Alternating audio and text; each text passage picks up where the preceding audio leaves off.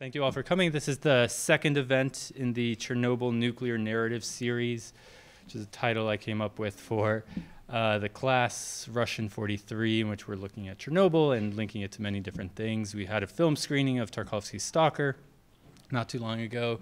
Today's event is part of that series. And then moving forward, we have a number of exciting things. We'll be hearing from Ron Nimitz, who was one of the first responders on the team that looked at the 3 Mile Island nuclear disaster, not too far from here in Pennsylvania, in March, as well as in April from Serhiy Plokhy, who wrote one of the recent great books about Chernobyl. So I hope you all pay attention to your emails and come to those events as well. And this is also, I should note, a continuation of the Activism under Totalitarianism series. And today's talk is sponsored by Russian, Chinese, Environmental Studies, and the Swarthmore Project for Eastern European Relations. It's a mouthful. If you don't know, I'm Jose Vergara from the Russian section here at Swarthmore. I'm really delighted to introduce our guest today, Elizabeth Plantan, who is a China Public Policy postdoctoral fellow at the Ash Center for Democratic Governance and Innovation at Harvard Kennedy School. Also a mouthful. Yeah, also a mouthful, absolutely. But Elizabeth's research and teaching interests encompass the global study of civil society, authoritarian regimes, and environmental politics, with a focus on the comparative and international politics of China and Russia and environmental activism as well. She received her MA and PhD in government from Cornell University, and in the fall, she'll be taking up a new position at Stetson University. And I'll let Elizabeth tell us more about her talk and her research interests, and afterwards, of course, we'll have a good amount of time for questions, and I hope we'll hear from our audience. So please join me in welcoming Elizabeth Plantan today.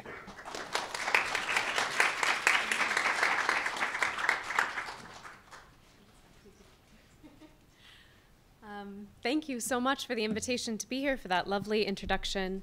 The talk today, I think, fits perhaps a little bit better under the activism under a totalitarianism than it does under the Chernobyl nuclear narratives, although I will be speaking a bit more about Chernobyl's legacy for environmental activism in Russia in particular today, to keep on that theme. But the title of my talk today is Environmental Activism in Authoritarian Regimes Comparing Russia and China. What it is a sort of condensed version of a book talk that I'm working on, where it's based on a lot of field work that I did in both countries, talking mostly to environmental activists, those at formal and informal organizations, some government officials, journalists in both countries. So that situates the work a bit. And first, I wanted to show you some pictures of environmental issues in Russia. And environmental activism might not be the first thing that comes to mind when you think about Russia, but environmental NGOs are actually some of the strongest civil society organizations in Russia, and were historically so at the end of the Soviet Union coming into the 1990s. They developed after the fall of the Soviet Union with the help of foreign funding throughout the 1990s and early 2000s. And these groups are responding to severe environmental problems that were exacerbated by rapid industrialization that caused massive environmental degradation during the Soviet era. So as a quick example, I put a photo of an oil spill along a pipeline that's underground outside of Khanty-Mansiysk in a major oil and gas producing region of Western Siberia. That's where most of Russia's oil and gas is extracted. And the population is very sparse here. It's largely indigenous groups that live and work here. And some environmental groups have tried to make these spills that often go unnoticed trackable, to hold the companies accountable for the pollution that they have caused. There are some organizations in Russia that have tried to map out these spills from using satellite imagery from space to locate them and then connect them to the particular pipeline, connect the pipeline to the company to hold them accountable for the pollution. More often than not, however, the pessimistic part of the story is that the oil company will just cover over these spills with sand so that you can't see them from space. You can't see them on satellite imagery anymore. But it gives you an example of something that you might associate with Russia, oil and gas, an environmental problem, and still that there are groups that are working underneath these constrained circumstances to hold these companies accountable for the environmental damage that they cause. Throughout my fieldwork, I found that Russian environmental activists confirmed that they faced incredible barriers to working with government actors. In Russia, environmental activists often found an increasingly hostile atmosphere for their advocacy. Although they can sometimes collaborate with government bureaucrats to create national parks or protected areas, environmentalists more often find institutionalized channels to policymakers that are ineffective or blocked. When they take their claims to court, they're more likely to lose than win. And if not being excluded or ignored, Russian environmentalists are often a major target of state repression. So the quote on this slide is from a Russian environmental NGO that monitored the impact of a repressive NGO law on environmental civil society organizations. I'll talk about this law a little bit more today. But about this law monitoring project, he said the following. For some times, my colleagues had some illusions that if we don't engage in so-called contentious activities, then we won't have any problems. But now I can say that no, it affects everyone in the environmental community. It doesn't matter what you do. So this person had noticed by looking at his peers that it had become a systemic problem across Russia that environmental organizations were facing increasing repression for their activism. But to put Russia in comparative context, next I'm going to tell you a little bit about the state of environmental activism in China. So like in Russia, environmental NGOs in China are widely considered some of the strongest organizations in China. They were developed along with the help of foreign funding in the 1990s as China started to welcome foreign assistance to develop formal professionalized civil society organizations. These groups are also responding to severe environmental problems that were exacerbated by rapid industrialization and sacrificing the environment in the name of economic development. So the photo on the left is of a particularly smoggy day in Beijing. Often when people think of environmental issues in China, they think about air pollution. That photo is a day that had the AQI, or the air quality index, of over 400. For reference, on a smoggy day in Los Angeles, which is not known for having particularly good air quality in the United States, that's around 30 or 50 on a good day, 70 to 100 on a bad day. That's during the forest fires. So to have something that's over 400 is really quite bad. So the right is a screenshot from an app on my phone that shows the air quality index for the day. There are several environmental NGOs in China that have responded to the pollution crisis, including one that aggregates data on air pollution across China in an app like the one on the slide. That's not the particular app that I have posted there because it's all in Chinese. I thought this would be easier to understand. But it gives you, again, a sense of what the scale of the problems are and that there are a lot of groups out there working on it, trying to make a difference. So they have all these similarities with Russian organizations in terms of the time that they were founded, the funding sources, the sorts of problems that they're dealing with. But when we compare the environmental activists' views of their own opportunities, we begin to see a stark difference in how environmental activism is treated by the state in China in comparison with Russia. So throughout my fieldwork, I found that environmental NGOs in China were more able to work with actors within the party-state structure and more likely to be co-opted, channeled, or encouraged. Xi Jinping has made environmental problems a top priority, including adding environmental targets to the cadre evaluation system, elevating the environmental ministry over time, which has seen a massive increase in staff and salary. Environmental civil society groups in China have been able to enter into consultative relationships with policymakers to influence environmental policies. Chinese environmental NGOs have also been encouraged in recent years to take public interest litigation to court. More importantly, they can actually win those cases.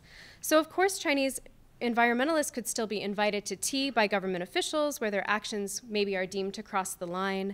Environmental protest is on the rise in China and is still difficult and constrained, and I don't mean to say that the repression doesn't exist, but as myriad studies of Chinese civil society have shown, and as my own work also confirmed, Chinese environmental issues, environmental civil society, is an area around which activism is still relatively open. And even environmental protests are less likely to attract police presence than some other forms of protest and advance more radical demands like human rights or rule of law. So I have another quote on this slide that illustrates this ability to work within the party-state structure to influence environmental policy. When we engage with the government, it's interesting that with the green side of government, with the Ministry of Environmental Protection, with the State Forestry Administration, we are very welcome because we are allies. This was someone who worked at a transnational environmental organization in Beijing and found that they had quite a lot of opportunities to work within the system. So this leads to a broader empirical puzzle. Despite their shared authoritarian contexts, environmentalists in Russia and China face very different political realities. Why would this be the case? And to put it more broadly, why would we expect to see variation in state-civil society relations under authoritarianism, and what explains this variation? So I answer these questions in the context of environmental movements. I argue that variation in state-civil society relations in authoritarian regimes is driven by perceptions of risk and benefit. When applied to the example of environmental groups, I show that environmental groups are seen as threatening in Russia, but more beneficial in China. These perceptions are driven by how environmental activism interacts with specific political, economic, and historical factors. So what I'm presenting today, as I said before, is part of a larger book project. This is an outline of what the talk will include today. I will talk to you a bit about the theory of the book, talk some about my methods, get into an empirical case study from one of the chapters, look at alternative explanations, tell you what else is in the book, and then we'll talk a little bit more about implications both for policy and for political science. So to situate my argument within the literature, the study builds on scholarship in authoritarian regimes, civil society, and social movements. So first, there's been a long-standing debate within the literature on the nature of state-civil society relations in authoritarian regimes. So on the one hand, civil society could indirectly pose a democratizing threat to the regime or even contribute more directly in movements calling for regime change. So there's been a lot of literature saying that civil society would necessarily be threatening to an authoritarian leader because it would lead to regime change. On the other hand, civil society groups can be beneficial. They could provide information on policy, provide public services, maybe they could assist in disaster relief. We've seen a lot more work in this vein in recent years. But because both of these pressures exist simultaneously, authoritarian policies towards civil society can create both constraints and opportunities for groups. This relates somewhat to the idea of a political opportunity structure for those that are familiar with social movement theory.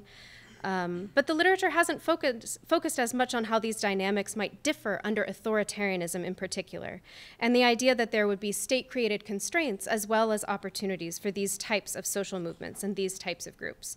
So my argument fits in to resolve this sort of tension, because it's not which response authoritarians choose, but when they use which response, and how those responses can create not just opportunities for groups, but also constraints. So looking at the broader argument, this builds on the literature that I just mentioned before, but it's when facing a dilemma over liberalization on the one hand and control on the other, so wanting to liberalize to allow some of these groups to do beneficial things versus control all of these harmful regime threatening elements, authoritarians will then try to balance between what they see as the risks and benefits of civil society. What this leads to is a system of mixed management of civil society. And if you opened up the newspaper and looked at, maybe just Googled civil society China or civil society Russia, you're probably more likely to see in the Western press articles that talk about repression of civil society in both of those places. But you could also, if you dug a little deeper, find examples to the contrary. This is because I argue that both things are going on. I categorize these into 4 different types of regime responses: encouragement of beneficial civil society groups, co-opting or channeling them, repressing those that are seen as threatening, or neglecting them. To map this out on a 2x2 table, this looks at the model dependent on levels of threat or benefit, looking from low benefit to high benefit, high risk to low risk, mapping out these 4 different state responses. So when groups are seen as high benefit, but also high risk, the regime would seek to co-opt or channel them.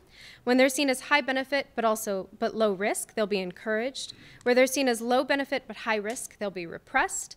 And where they are low benefit, but also low risk, they're likely candidates for being neglected or excluded. So to explain a little bit more about what I mean by each of these different types of responses, this slide includes examples of all the types of activities that would fall under each category of response. So to go through each briefly, what I mean by co-optation or channeling. Co-optation would be literature on corporatism, government-organized NGOs, patronage networks, state-led civil society. Channeling is more about consultative arrangements, participatory institutions like the Xinfang system in China, complaint-making, monitoring commissions that we see a lot in the Russian case as well. Encouragement would be things like you would associate with 501c3s in the United States, things like tax incentives, easing regulations, providing government grants for civil society groups, government contracts to civil society, free or reduced office space. For repression, these are things you're probably more familiar with: restrictions on activities, harassment, smear campaigns, arrests, imprisonment, or violence. Neglect, this could go both ways. It could be more of a benign neglect where there are legal gray areas, where officials might turn a blind eye on an illegal group if it's doing some good or something that at least is not threatening. Or it could be sort of a negative sense of neglect, of disengagement that could be quite frustrating for activists that are trying to get the attention of the state, but that the state is neglecting them. So this gives you an idea of what the broader argument is. So now that we've gone through the first half of my argument, that there are four main responses to civil society based on this perception of threat or benefit, I'd like to explain the latter half of my argument, which is developed more in depth in the book project to explain what is driving these perceptions of risk or benefit. So using the examples of Russia and China, I'm going to look through how my argument works to explain this divergence in treatment, looking specifically at environmental groups across these two different types of regimes. So for this first case, what I think is important as a first factor is regime type. One thing that is very clear when you stack Russia and China next to each other is that they have a difference in the particular type of regime, right? So Russia is an electoral authoritarian regime. It's been called a lot of different things, managed democracy. But what this means is that there are national level, semi-competitive elections. What this means for civil society is that there's a cyclical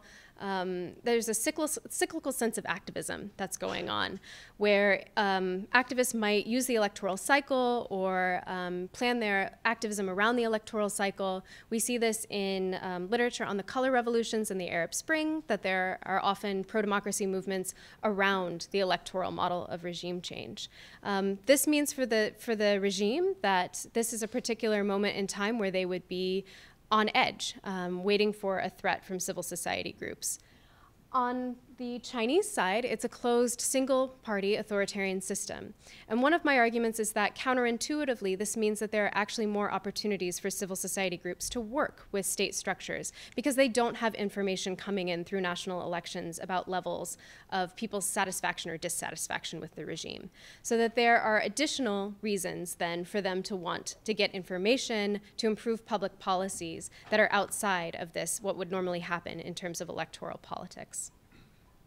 To look at this again mapped onto a 2x2 table, I would expect that non-competitive regimes like China that don't have national elections are more likely to have this incentive to see civil society as a possible benefit for those groups that are able to be co-opted or channeled, or those groups that are able to be encouraged because they're actually low risk.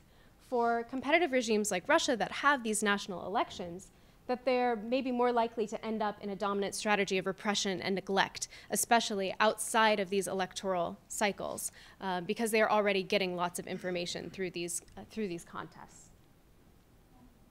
Looking at the second group of factors that I think explain the difference is the historical legacy of mass mobilization. And here I'm going to talk quite a bit about the legacy of Chernobyl for the current Russian environmental movement, both from the point of view of activists, but also from the point of view of the state. The analogous historical period of mass mobilization on the Chinese side would be to talk a little bit about the impact of Tiananmen on civil society development in China, and then ethno-religious movements, such as Tibet or Xinjiang or the Falun Gong, that taught different sorts of lessons about which sources of threat come from civil society at which times. So looking now closer at the idea of historical legacy, what do I mean by that? The idea is simple, just that the past can influence political behavior and values in the present. What are some of those possible mechanisms? Individual experience of communism has shown up a lot in the literature as being a legacy that still matters today. This could be comparing, again, Russia's experience with China's Stalin-era repression versus Mao-era mass campaigns, that there would be a sense of what the state civil society dynamics were during that era that then still carry over to how those dynamics play out in present day. That could be the Soviet collapse versus Tiananmen Square in 1989, that the state learned very different ideas about what the causes of Soviet collapse were than, for example, activists learned. Activists learned that they could have a real impact. In a lot of my interviews with environmental activists in Russia, they talk about this period as being one that was particularly inspiring and optimistic, to know that mass mobilization and people power maybe could have a real impact. On the other hand, the regime is learning later on that there could be quite a threat coming from civil society at this time. I'll talk a little bit more about Tiananmen in the next slide as well. The other possible mechanism is to think about 1990s post-Soviet instability versus China's economic rise, and that comes up in the third factor as well, so I'll speak about that in the next slide. These could also be institutional legacies, formal or informal. This comes up a lot in terms of institutional legacies from the Soviet Union, but it's also true for institutional legacies in the Chinese case, and socioeconomic or demographic legacies. There's been a lot of literature on historical legacies, particularly in post-Soviet countries, that speak to a lot of these questions. For environmental activism and understanding the state's response to it today, I also find that these things are quite important. Focusing now on the legacy of Chernobyl, many environmental activists express their nostalgia and expectations for the environmental movement based on this surge of environmental activism that happened after the Chernobyl accident. One reminded me that in terms of volume, the environmental movement in the late 1980s and early 1990s was the strongest and biggest political movement. Another one of my interviewees was a physicist by education. He had been working in the nuclear industry in the late 1970s, early 1980s, and then Chernobyl happened. And he started to work more on environmental impacts after Chernobyl. He wanted to start a social organization on the environmental impacts of nuclear power, and then later became a part of this broader mass mobilization near the end of the Soviet Union for the environment that was anti-nuclear in its catalyst, but really spread into lots of different places. There's a citation here on the side to a wonderful book by Jane Dawson called Eco-Nationalism that points out how the post-Chernobyl anti-nuclear environmental movement really became a Trojan horse for all of the other grievances against the regime and the nationalist movement in particular that then led to the collapse of the Soviet Union. So again, what this meant is that for a lot of environmental activists, it was an inspiring time that they learned that mass mobilization could have a huge impact, that a lot of them cut their teeth during this time and then went on to start environmental organizations in the 1990s. At the same time, especially as the Russian regime started to centralize and become more repressive under Putin, and especially over the last 10 years, the Russian state's hypersensitivity to environmental activism is really clear in a lot of policy documents. There was one policy document that was released last year in June 2009 from the Federation Council. It was an internal security report. And it spends a long time, there's a section of it, several pages, talking about the internal security threat posed by environmental movements. And while it doesn't mention Chernobyl specifically, the fear that the movement would destabilize internal security clearly has this historical precedent. When we compare to China, the legacy of Tiananmen taught a very serious but very different lesson, and one that has affected all civil society on the one hand, but also affected environmental civil society quite differently. So for students and workers who were seen as being the driving force behind the pro-democracy movement in Tiananmen and elsewhere, similar to the Solidarity movement in Eastern Europe, it's remained a sensitive area of mobilization for the Chinese Communist Party.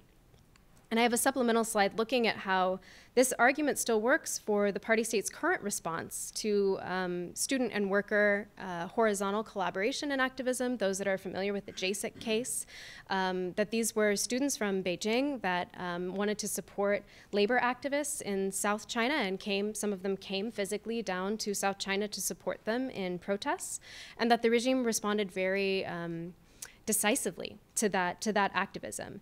And I think that a lot of that has to do with the examples that are in history of where civil society becomes a threat to the regime and which groups the regime is most concerned about. So on the one hand, because of this great anti-nuclear movement after Chernobyl, the Russian government may be seeing environmental activism as being a particular source of threat, whereas the Chinese environmental movement had nothing to do with this major historical trauma in Chinese history. I would also mention that there's another flashpoint for civil society in China in 1999 during the Falun Gong protests, and throughout that period with riots in Xinjiang and Tibet as well. So that there are certain members within civil society that different authoritarian regimes would be most concerned about. So those are the first two factors.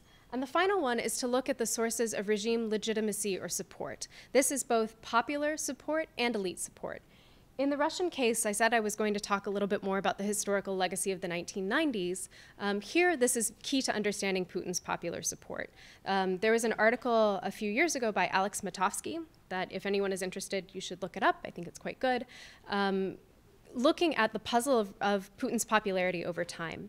And one of the arguments he makes is that if you compare life in Russia to the 1990s, that things are much more stable now, that people are willing to give up certain freedoms in order to have that stability. So for regime support and legitimacy, the example is always to compare back to what life was like in the 1990s.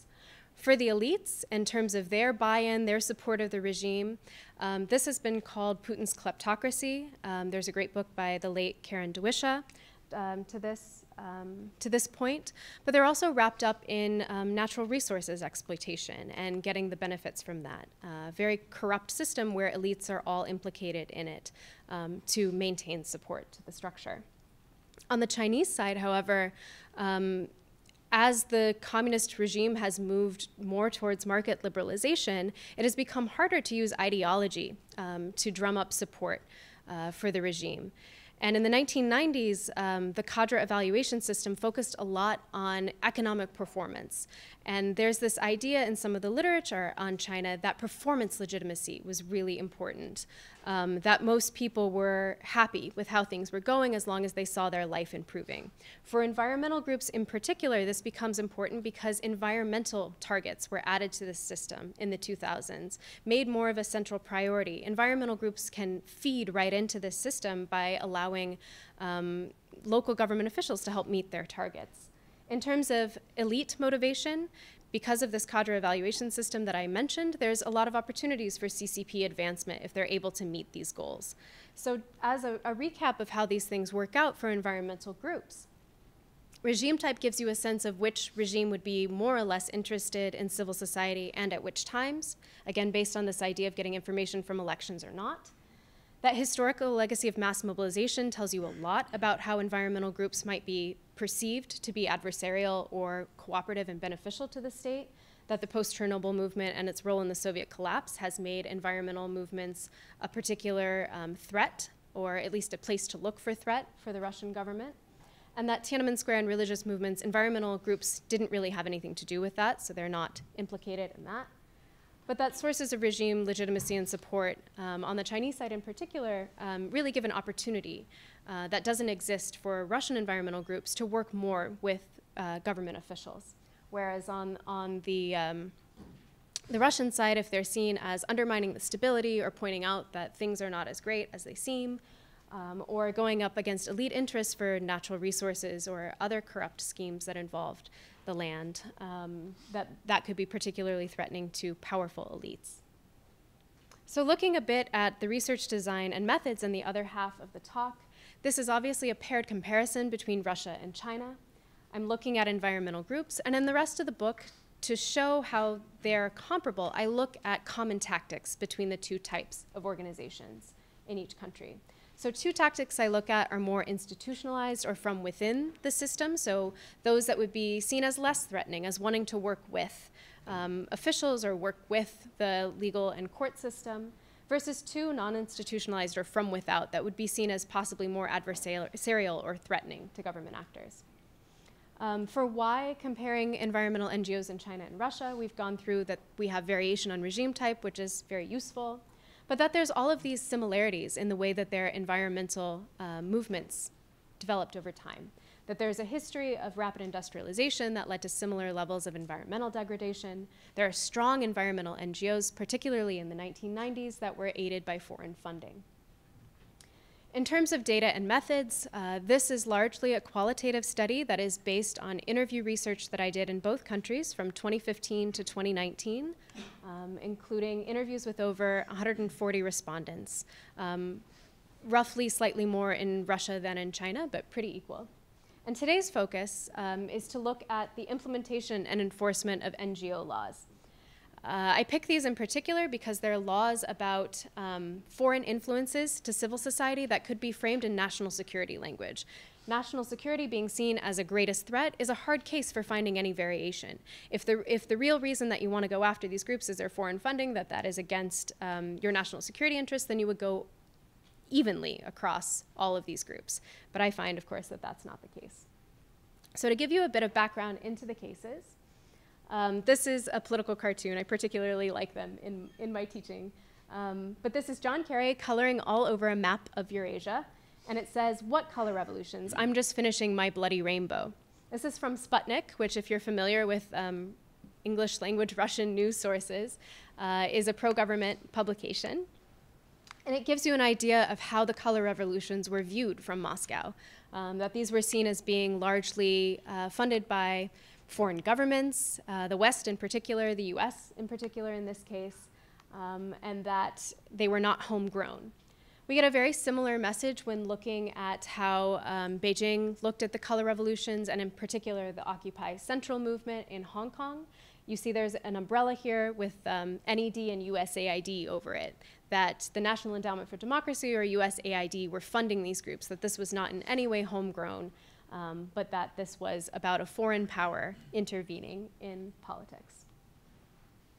As a response to these external pressures of having the color revolutions and the Arab Spring, we see strikingly similar laws pop up in both Russia and China with respect to NGOs, their foreign funding, and international NGOs that are operating in both places.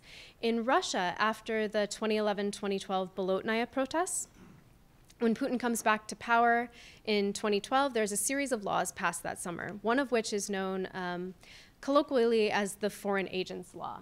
What it actually is an amendment to the larger law on non-commercial organizations, but what it does is it requires any domestic non-governmental NGO that has foreign funding and engages in very ambiguously defined political activity to register as a foreign agent or face consequences.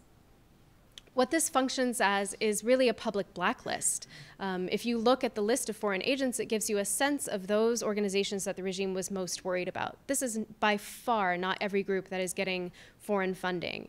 The reasons for being included in terms of political activity could be as easy as sharing a social media post or signing a petition, really picking and choosing based on which groups were seen as being particularly threatening. So as of April 3rd of last year, the last time that I had access to the public list, there were 182 organizations. 74 of them currently had the status, which meant that 108 of them had been removed. Organizations could get removed from the foreign agent list if they were, if they liquidated because they shut down and no longer had a formal status, or if they appealed to the Russian Ministry of Justice to remove them because they no longer had foreign funding, or maybe they could contest their political activity. Most of these organizations shut down, however. This is a photo from the Baikal Wave office in Irkutsk, which is an organization that has been operating in Irkutsk since the early 1990s, was very involved in several public campaigns against a pipeline, against a paper and pulp mill in the area. And you'll see that it has what should be Inostrany agent Lubitsisha written there, but it's actually misspelled. It's missing an R. So those that are Russian speakers, it's missing the R there. But it gives you a sense of the sort of public shame that's involved with that label of foreign agent. It sounds as bad in Russian as it does in English. So in order to build a database and to look at all of these organizations that have been added to the foreign agents list, when I still had access to this registry on the Ministry of Justice website, I looked at each organization's listings. There's all this documentation that they provide for the reason that they've been listed. This is the organization's name. This is Environmental Watch of Sakhalin. They were funded by all of these different funding sources, so Global Green Grants, Charles Stewart Mott, the Wild Salmon Foundation, and the one that I highlighted is Leonardo DiCaprio's foundation. So they got listed to the foreign agents list based on all of this foreign funding that they had, including funding from Leonardo DiCaprio. But that gives you a sense of what their documentation looks like. So I took this and quantified it and looked at each issue area that the groups represented. Overwhelmingly, most of the groups that end up on the foreign agents list are those working in the area of rights. Those are groups working on human rights, prisoners' rights, LGBT rights, electoral. But second most to my argument are those that are working on the environment. So to date, 29 organizations have been added to the foreign agents list that work on environmental issues. And this is not just a random group of 29. These tend to be the strongest regional organizations from across Russia. They're not all just in Moscow, not all just in St. Petersburg, but really seen as the leaders in their field. And they've been hit by the foreign agents law quite hard. A lot of the rights organizations are larger. They have huge grants from foreign foundations and are able to weather the storm. When you get listed as a foreign agent and you didn't do it yourself, which very few organizations voluntarily did this, you're hit with a huge fine, 300,000 rubles or so, which is, 3,000, it could be anywhere from like 3,000 to 6,000 US dollars, which for a lot of these smaller organizations is really impossible for them to pay. So it has hit environmental organizations particularly hard. Next, I'm turning to the Chinese case of looking at the Chinese overseas NGO law. What this is a relatively analogous law, but it applies to international organizations only. So one of the things that happened is that international organizations used to just register with the Ministry of Civil Affairs, much like they did in Russia. And then they moved with this new law, they moved their registration to the Ministry of Public Security. What this did, as you would imagine, is make it clear what the underlying thoughts were about their activities, that they were not seen as being helpful, but that there might be a national security underpinning to their activities. So under this new law, all international organizations that operate in China would have to re-register with the Ministry of Public Security, and in doing so would need a new professional supervisory unit, or a PSU. They needed this before, but under the law, some of the PSUs that they had had before may or may not be eligible under the new law to help them register. Usually what this was a government agency like, say, the State Forestry Administration that is willing to take on an international NGO and basically put their neck on the line if something were to go wrong in helping them register legally. And it also involves some annual reporting. But compared to the Russian foreign agents list, what it is, for my purposes, is a public whitelist. These are the organizations that have been allowed to register, allowed to work in China. They've been able to get a government agency to sign on to be their sponsoring agency. As of October 21st of last year, this applied to 406 organizations. There are slightly more representative offices than that, because if they wanted to have an office in not just Beijing, but maybe also Shanghai, that they would have to register a different office in that city. And as a part of the law, they also have temporary permits. So not all organizations have been able to register under the new law because it's very onerous and difficult to do. So a lot of them have used a section of the law that allows them to apply for temporary permits for their activities. So let's say I'm an international organization and I want to have a conference in Beijing. I need to file this temporary permit with a Chinese partner institution to do so. But as you'll see, it's a very different sort of picture in the end compared to the public shaming that comes along with the foreign agents law in Russia. This is a picture from the very first NGOs that were registered, and it looks much more like a ceremony. I mean, it says it's a ceremony celebrating their approval to work in China. So again, this is more of a public whitelist of looking through those organizations that are most welcome. So this is for World Wildlife Foundation that operates in Beijing. This again gives you a sense of what I was quantifying. This is their registration with the Ministry of Public Security. It's all public. You can go on their website and look at it. It gives you the name of the organization, the fields of work where they're allowed to work. So for this law in particular, each organization is only allowed to register in certain areas, and all of those are included on your registration. And it gives the date. So WWF was one of the very first organizations when the law went into effect January 1st, 2017, to register. So they registered on January 23rd. They're one of the ones in the photo from the previous slide that was celebrating their registration. So if we look at all of those organizations that have been able to successfully register over time, we get a very different picture when compared to the foreign agents law in Russia. So you'll see that the top organizations that have been able to register include those working on trade, international relations, education, youth, health, poverty alleviation, and then just as welcome as poverty alleviation and economic development are those working on the environment. So organizations can be authorized to work in several areas, but it's very clear that environmental issues is one where international NGOs are still welcome to work in China, able to register, and then able to work with Chinese partners once they are registered. So to go over the findings again, there's a difference in how these laws affect certain types of groups by issue area within the same country. But there's also variation across countries. Environmental groups are blacklisted in Russia, but they're whitelisted in China. And these are broad brushstrokes. There are, of course, local exceptions to this rule, but if we look at this national law overall, it gives us a sense of what the national picture is.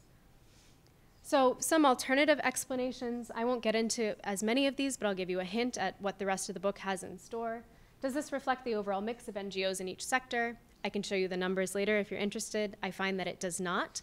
In fact, for the foreign agents law in particular, groups that work on environmental and rights are they're overrepresented on the foreign agents list as compared to their overall mix within the population of NGOs that have been registered under the Ministry of Civil Affairs in Russia.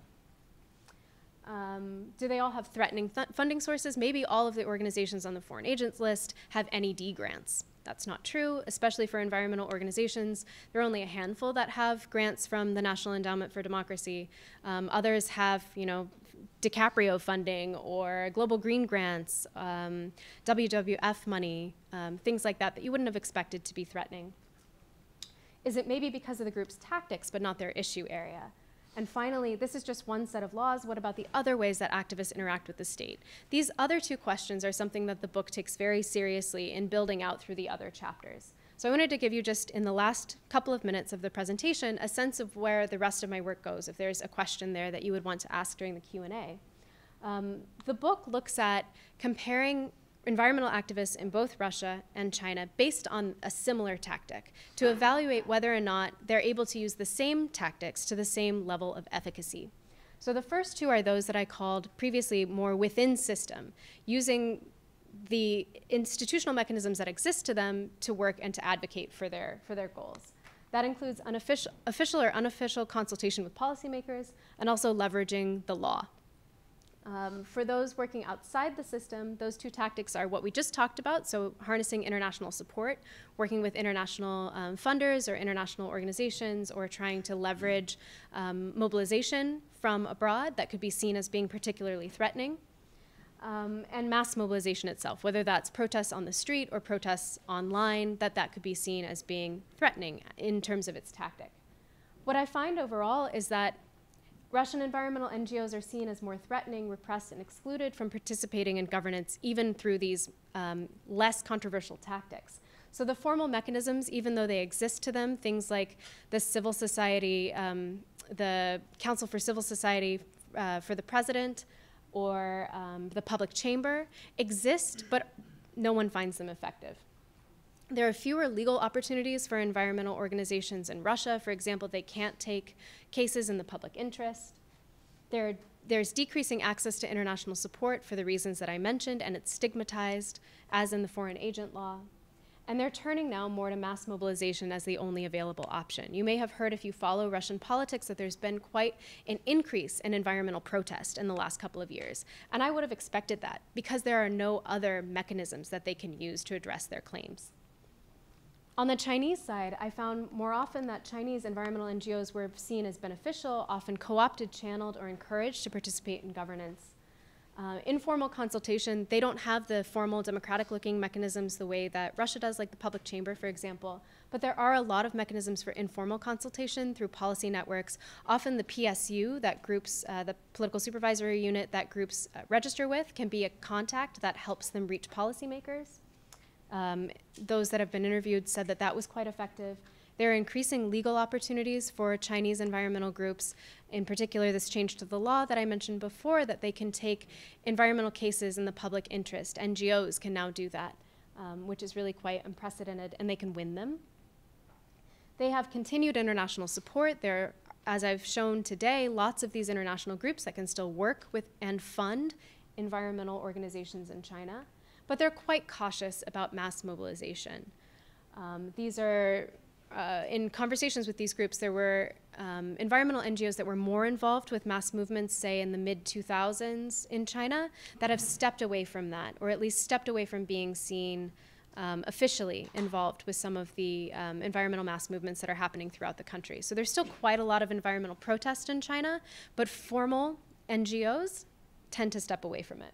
And that's in part to protect the sort of more effective channels that they have available to them, as it is to be afraid of repression, right?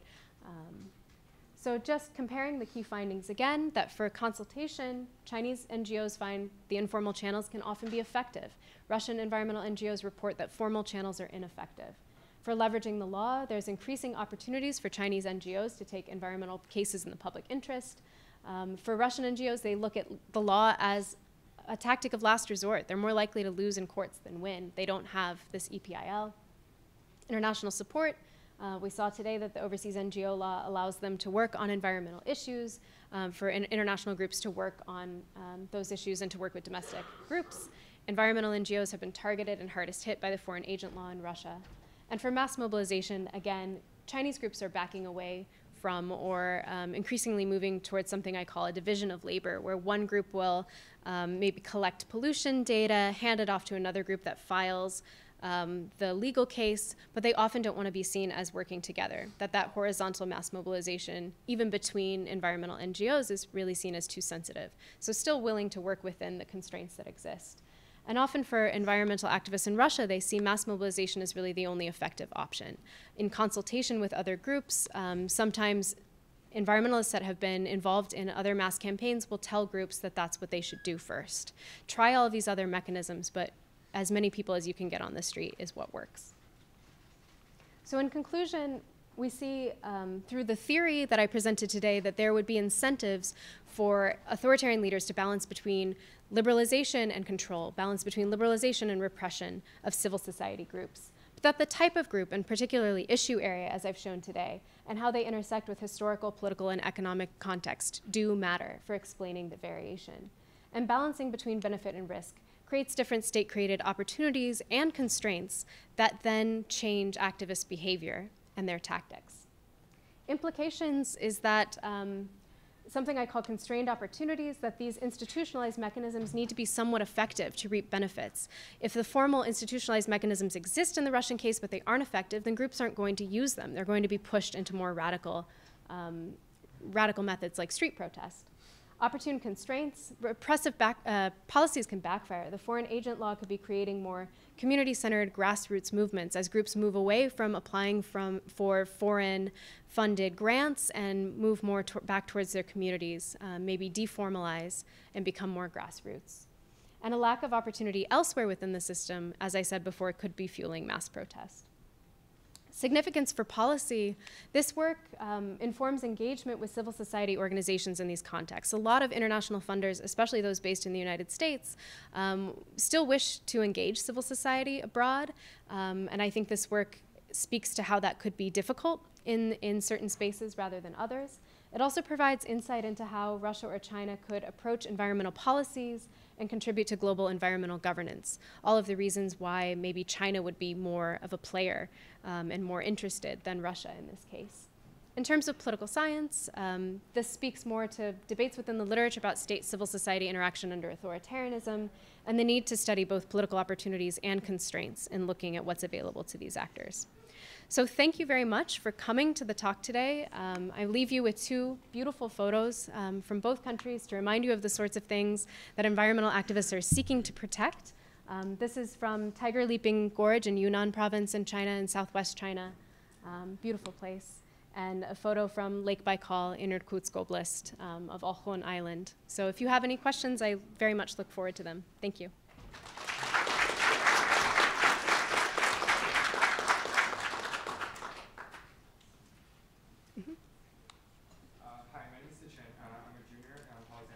Uh-huh. I have two questions. The first one is about the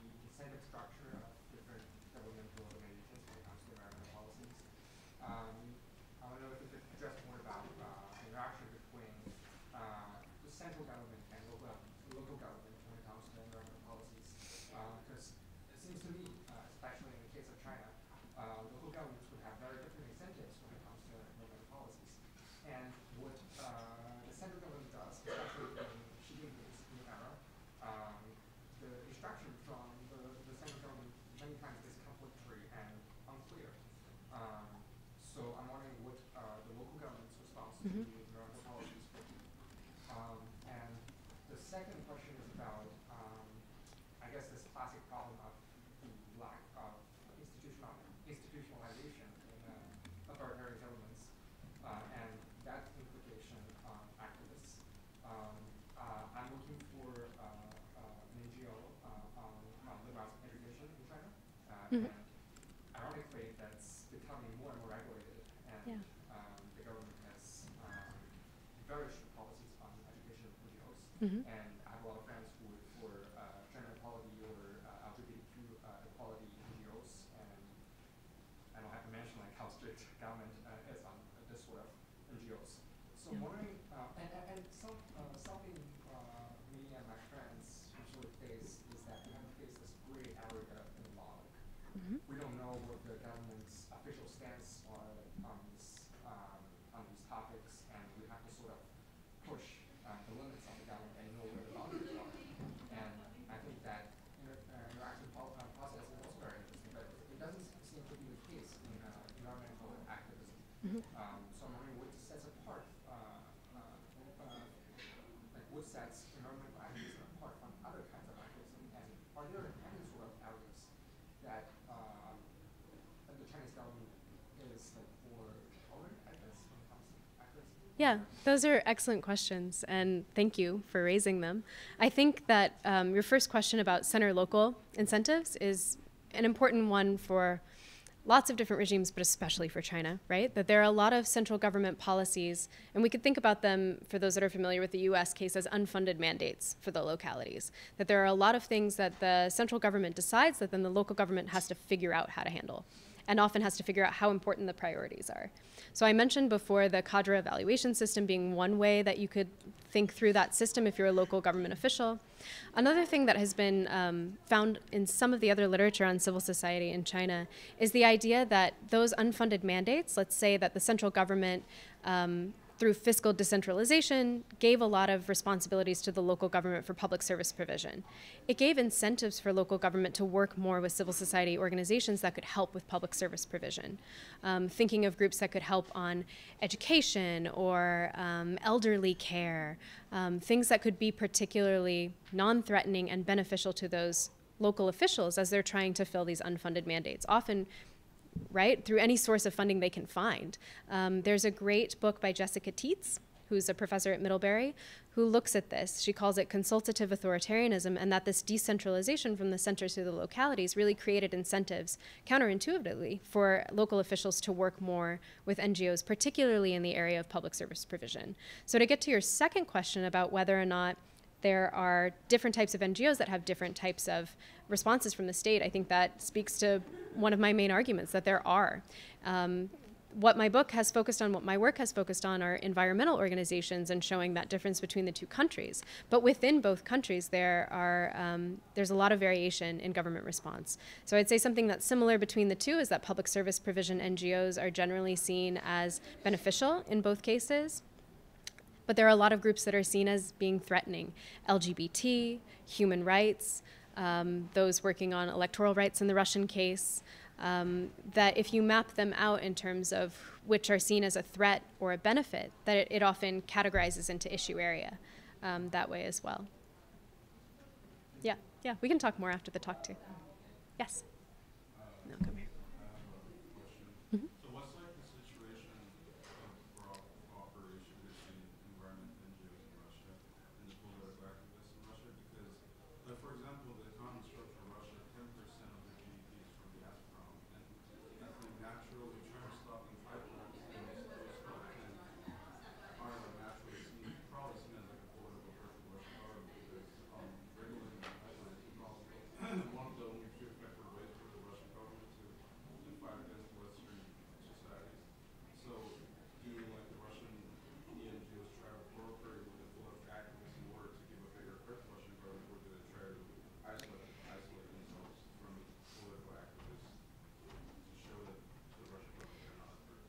Yeah, so it's a really interesting question, and I'll restate it just in case others couldn't hear. But the question is, to what extent do environmental activists in Russia align themselves with the political opposition versus not? And I think that's a very personal question for each particular activist in each organization. Some of them decide that it's very important to them to try to stay as apolitical as possible, to not be involved with political parties, to not be involved with opposition politicians. But we've also seen the opposite choice, that some environmental activists have become part of the political opposition. In particular, there was one case to protect Himki Forest from a highway that was going through. The leader of that movement was not previously an activist, not at all involved in environmental politics, became the leader of that particular movement against this highway through Himki Forest, but then very quickly became part of the larger political opposition movement in Moscow in the 2011-2012 election protests. She then later was forced to immigrate because she feared for her safety.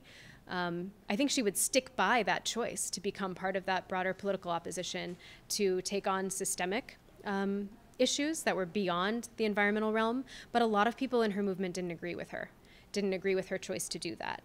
And so I think that there are differences in opinion among different environmental activists on an individual level or an organizational basis on how much they want to be involved with formal opposition politics. It's a really interesting question. Yeah. When evaluating the benefits and the risks, you talk about regime time and like historical and social factors.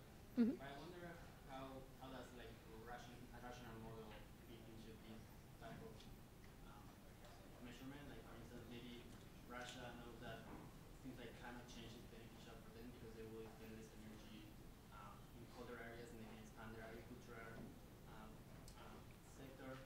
And for China, it's becoming like a very important issue when it comes to keep like growing economically because of their pollution and all this kind of things. So I just wonder how is the rational model, if the rational model doesn't fit into this model. Okay, so the question is whether the Russian economic model, as I understand it, is just always going to be anti-environmentalist, right, to summarize. But the Chinese model, maybe if they understand that there's more social instability from environmental issues, that they would want to be on the forefront of things like climate change. So I would say first that environmental issues have the ability in both places to cause quite a bit of instability. So there is the issue that was raised before for oil and gas in particular, that there could be benefits to the Russian government from climate change, that there could be benefits from making sure that environmental activists aren't winning their cases in court, for example. But there are also a lot of issues of instability that I think are parallel in both places, but the governments have decided to do something very different about it. For example, the protests in Russia that we've seen recently against landfills, against trash incinerators, these have really, I think, unexpectedly for a lot of people, had a lot of resonance and become really strong movements in a way that they had not previously. And that is still a source of incredible instability if the state doesn't fix its basic public services, waste collection and recycling collection. Those are still environmental issues that maybe aren't directly related to oil and gas, aren't directly related to climate change, but still could be this source of instability and have that same pressure, as you mentioned in the Chinese case. Yeah. Could you explain how environmental NGOs in China have little to no relation to ethno-religious movement? For example, what is like lithium mine ruining Tibetan landscape? What is the snow leopards becoming a staple into Chinese resettlement/deportation? And what is China gaining control of the waterways running through Tibet, which Southeast Asian countries are very environmentally dependent on? Yeah. What are you even fighting for? Yeah, no, I completely agree with you that environmental issues overlapped with almost all of these things, right? But the point about the ethno-religious movements, the Falun Gong, Xinjiang, Tibet, is to give an example of how maybe the state views who was seen as the main culprit behind those types of movements. I think that there are a lot, there's in particular one environmentalist who's been working in Tibet over the years, right, that has faced a lot of repression. I just think that those areas are more sensitive for the party state than environmental issues writ large. But there are, of course, overlapping moments where environmental issues then overlap with ethno-religious, with other questions that become more sensitive. I think what's difficult about presenting a talk like this is that I'm giving you sort of the bird's eye national view to show that there's a difference between the two places. But within both countries, among the different types of environmental groups, there's also variation into how sensitive different types of environmental groups and combinations are, which speaks to that issue. Yeah. Yeah. So I've been reading about environmentalists in Cuba, and I know that after the fall of the Soviet Union, Cuba was without a major trade partner and it was under U.S. embargo, and so Cuba turned to restorative agriculture practices and brought in permaculture experts and turned to urban farming, and by 2002, urban farming made up like 90% of the source of Cuban agriculture. And in 2006, the WWF rated Cuba the most sustainable country in the world, and in fact the only sustainable country, and that's crazy, right? And I've been thinking about the way that external pressure was an incentive for environmentalism, and I was wondering if that was something that you see with either Russia or China. That's such an interesting case. I don't know that much about the Cuban case, and I'm very interested to hear you say that. In terms of external, I think there's sort of a different external pressure going on in both cases, because in the 1990s, both societies started to open themselves up more to the West, to international funding. So for a lot of these organizations that still exist today, some of the most powerful in both countries, were funded with a lot of Western money. And this doesn't come without its problems. There's been a lot of literature written on how that can create perverse incentives for organizations as they start to follow what's necessary for them to get an international grant from an international foundation that could maybe distract them from what their community needs, or focusing on the goals that are more connected to citizens as opposed to what an international funder wants or what kind of reporting an international funder wants. But it did have a huge impact on the types of organizations that we see today, on their level of professionalism, that they speak to this sort of international standard of NGOs. That being said, I think by making it harder to get foreign funding, we'll see a lot more innovation and a lot more grassroots informal organizations, particularly in the Russian case, as it has become more and more difficult to get foreign funding under the foreign agent law, which, who knows, maybe it could lead to something like that. I see a lot of promise there, silver lining, I guess. Yeah. Yes. Sort of the subject of on sort of the subject of international pressures, you brought up the example of like the pollution in Beijing, like the 2008 Olympics, and the sort of media attention that the pollution there got, and then again sort of in Sochi, sort of, I remember there's a lot about like the skiers weren't able to ski because it was too warm and stuff like that. How has like international media attention played into some of these conversations? Yeah, I think historically, the question was about international media and how it plays into some of these conversations about environmentalism. I think historically there was a bigger potential for that to have an impact in, say, the mid-2000s, the late 2000s. I think with this authoritarian resurgence that we've seen in the last couple of years, it becomes less impactful to say that you have an international opinion or an international NGO backing you as a local activist. I think that often that can be counterproductive in ways that you maybe wouldn't have expected or wouldn't have seen 10 years ago. And I would say that in general, it's, I think, quite difficult as a foreigner to understand where that limit should be, of understanding where you're helping a local movement versus where you're harming them, because it should be seen as being local and grassroots, and to honor that without being forced from abroad, right?